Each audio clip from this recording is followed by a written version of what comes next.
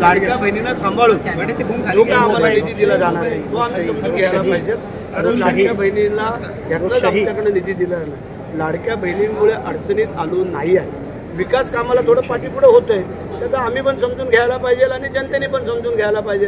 कारण प्रत्येकाच्या घरातली एखादी ना एखादी महिला लाडकी बहीण आहेत ना आमच्या बरोबर। पण ज्या विभागाचा निधी काढला जातो तो सुद्धा लोकांसाठीच वापरला जाणार होता ना। समाज कल्याणचा निधी घ्या तुम्ही, समाज कल्याणचा निधी समाजाच्या कल्याणासाठी खुलासा केलाय की आम्ही कुठल्याही खात्याचा निधी काढणार नाही। आम्ही तुम्हाला सांगितलं जर निधी आमचा एखाद्या वेळेला कोणाचा कमी जास्त करायचा असेल तर आम्हाला त्याच्यामध्ये विश्वासात घ्या की अशी अडचण आम्ही समजू शकतो ना। शेवटी आम्ही पण सत्तेत आलो, आम्ही पण मंत्री आहोत, म्हणजे आमची पण जबाबदारी आहे। एकट्या अर्थमंत्र्यांची अशातला भाग नाही आहे, त्यात आमची पण जबाबदारी असं आहे। आता काय तुम्हा लोकांना कसे शब्द फिरवता येतात आम्हाला ते नाही बोलतो। आम्ही नाही फिरवत, पण शिंदेच्या गटाच्या मंत्र्यांचे आणि खात्याचे पैसे जास्त चाललेत ना, असं नाही होणार। मंत्र्यांचे कामं सुद्धा शिंदे गटाच्याच संपवले जात आहेत। त्यात आम्ही बसून ठरवू का असेल तेवढी काळजी करू नका।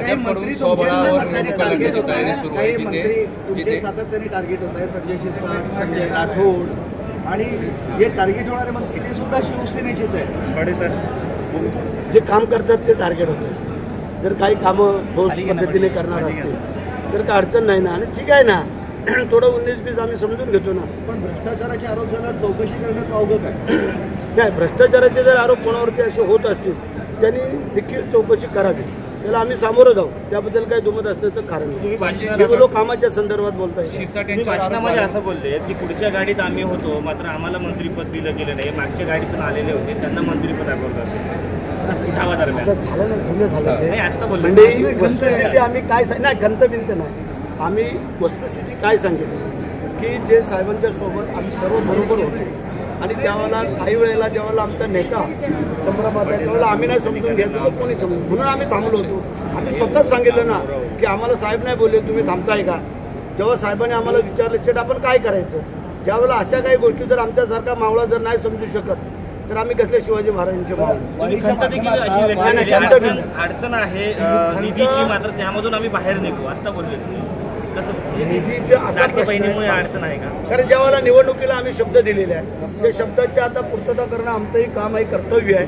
आता ते आमच्या लाडक्या बहिणींना सांभाळून आम्हाला हे करायचं आहे आणि येणारे आता जून महिन्याच्या एंडिंगला आता अधिवेशन आमचं होतंय, त्या अधिवेशनामध्ये आम्ही ही तरतूद करू। संजय शिरसाटावर आरोप झाले माध्यमातून संजय शिरसाटांवरती जर आरोप झाले, संजय शिरसाट आता चाललेत वकिलांकडं, ज्याने आरोप केलेले त्याच्यावरती दावा ठोकायचा। वारीच्या माध्यमातून तुम्ही तुमच्या राजकीय वारसाचं प्रमोशन करताय अशी एक चर्चा सुरू आहे। तुमच्या मुलाला वारीच्या माध्यमातून तुम्ही लॉन्च करताय राजकीय करिअर घडवण्यासाठी, काय सांगा?